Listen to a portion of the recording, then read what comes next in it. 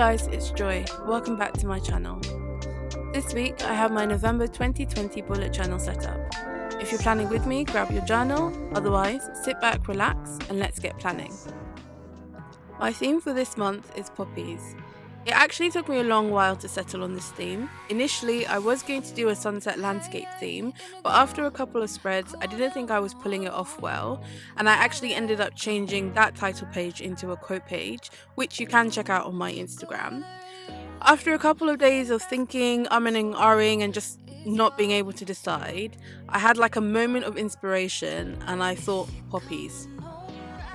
So you may have been able to tell from my accent, not that I think I have an accent, but I live in the UK and in November we celebrate Remembrance Day. At the 11th hour of the 11th day of the 11th month, we have a moment of silence and remember all those who have lost their lives in battle. The reason why the poppy is the symbol for this day goes back to a famous poem from the First World War when the tradition started.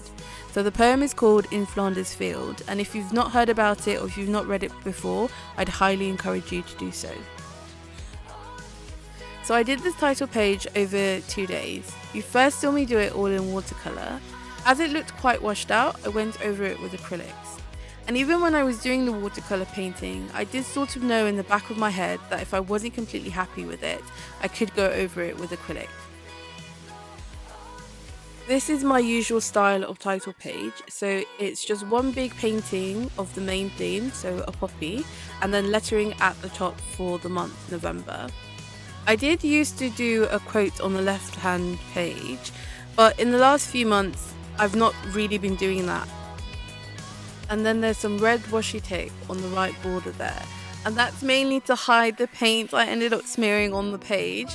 I think I got cocky because you see normally I use like wax-proof paper and paper towels to protect the pages from like paint smearing, so I don't know why I didn't do that with the title page, but I ended up paying the consequences, and not just on the title page but with the other pages. So there were smears of paint on the sides of the other pages also, and you can see I tried to sort of style it out by having these small poppy flowers at the side.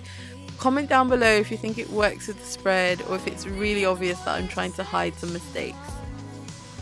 And even though the perfectionist in me is still crying inside, I have accepted that it's done, there's nothing else I can do about it, so I'm moving on.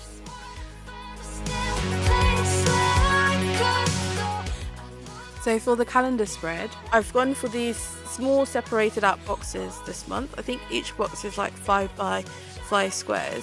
And then quite annoyingly, November has this one day either side of the main weeks. And I know other people either would miss out the box for the 30th or they move it to be at the top for the 1st. But I just couldn't do it. I just had to have the complete calendar. What I did was, in the bottom space I put some smaller poppies, and then I used the top space for my task list for the month.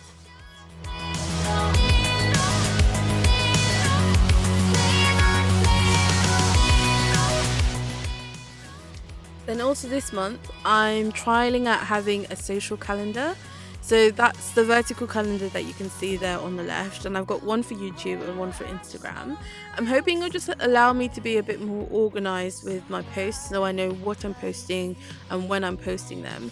And then using green, yellow and black Tombow markers, I just added some dots around the poppies just to give it a little something extra.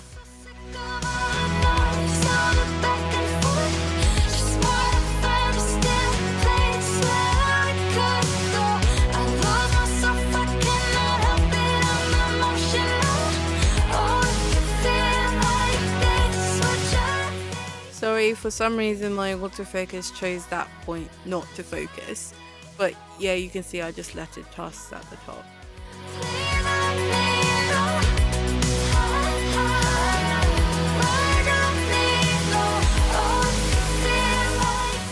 Despite what you've seen on my past couple of videos, I do actually like to use washi tape. And I did want to use it here because I had used it on my title page, but the page was already quite busy with all the illustrations and it wasn't adding much, so I took it away. And then I've done small black circles on each of the days and used my white Sakura jelly roll to write in the numbers. Now for my tracker page.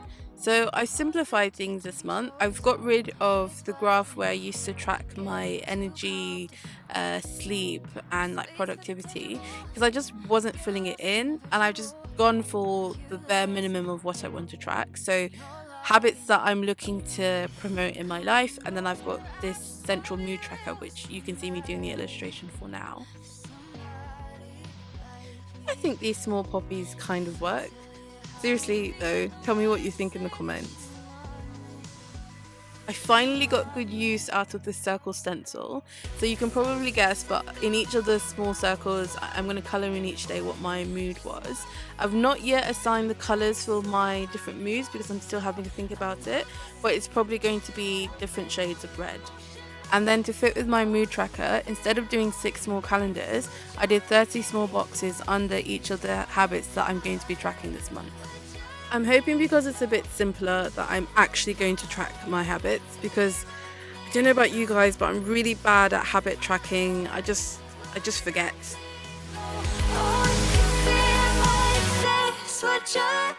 And then the final spread in this setup video is my gratitude log, and I've just kept this page really simple, so just the lettering for my quote and then a small poppy flower to dot one of my eyes. Before I show the final flip through, please like this video and don't forget to subscribe. This lets me know that you're enjoying my content so I can continue making more. You can also follow me on Instagram to check out more of my bullet journal spreads and layouts. Otherwise, thanks for watching. I hope you have a great day, and I'll see you in the next one.